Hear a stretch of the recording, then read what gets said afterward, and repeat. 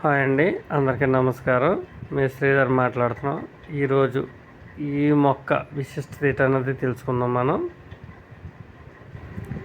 ఈ మొక్క ఏంటంటే, ఈ మొక్క యొక్క పూలు చెట్టు వేపుగా ఎదుగుతుందండి. ఈ మొక్క విశిష్టత ఏంటంటే, మనం గరుడు ముక్కు కాయలు అంటారు చూడండి, ఎక్కువగా ఈ గరుడు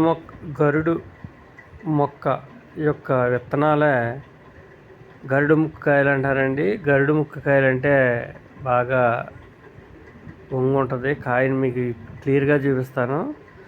ఇది మా ఏరియాలో అయితే చాలా ఎక్కువగా ఉంటాయండి చెట్లు.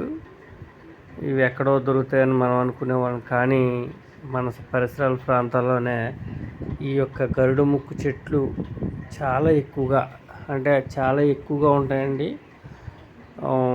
మా ఏరియాలో అయితే చాలా ఎక్కువగా ఉన్నాయి. వీటి యొక్క విశిష్టత ఏంటంటే, కనుదిష్టి నరదిష్టి గట్రా లేకుండా ఇవి గుమ్మానికి కట్టుకుంటారండి. అలాగా మా ఏరియాలో ఈ మొక్కలు చాలా ఎక్కువగా ఉంటాయి. ఇవి శీతాకాలం వెళ్ళిన తర్వాత ఎక్కువగా కాయలు వస్తాయండి. ఇవే విత్తనాలు. ఇవి కూడా మీకు క్లియర్గా చూపిస్తాను. ఇవి చూసిన తర్వాత ఈ గరుడు ముక్కు కాయలు విత్తనాలు ఇవి నల్లగా ఉండి గరుడు ముక్కుల వల్లే ఉంటాయండి, రెండు కోణాలతోని. ఈ కాయను మీకు క్లియర్గా చూపిస్తాను. మీ ఏరియాలో కూడా, ప్రతి ఏరియాలో కూడా ఇది ఈ మొక్క అంటూ చాలా దిక్కులు ఉంటుంది.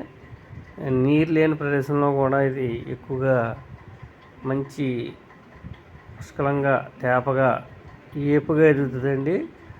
అలాగే వీటి కాయలు కూడా చాలా ఎక్కువగా కాస్తాయండి. ఇవి మనకి బాగా మెరక నేలలో ఎక్కువగా కనిపిస్తూ ఉంటాయి. ఎక్కడ పడితే అక్కడ ఉంటుంటాయి, మనకి తెలియక దాన్ని యూజ్ చేయం. చూడండి, గరుడు ముక్కు కాయలు అంటే ఇవన్నీ చూడండి, ఇవి గరుడు ముక్కు కాయలు. చాలా దిక్కులు మీరు చూస్తూ ఉంటారు, కానీ ఆ చెట్టు ఎలా ఉంటుంది అన్నది ఎవరికీ తెలియదండి. ఇవి కాయలు ఉండటం వల్ల చాలా యూజ్ అని చెప్పడం నేను ఆలకించాను. కాబట్టి ఈ మొక్క మీరు ఎవరికన్నా ఈ యొక్క విత్తనాలు చెట్లు కూడా మీరు చూస్తే మీ పరిసరాల ప్రాంతంలో కూడా ఉండే అవకాశం ఉంది.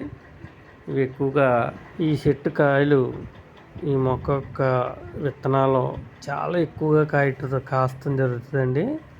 ఇప్పుడు మనకి వర్షాకాలం పూత దశలో ఉంటుంది, శీతాకాలం లాస్ట్లో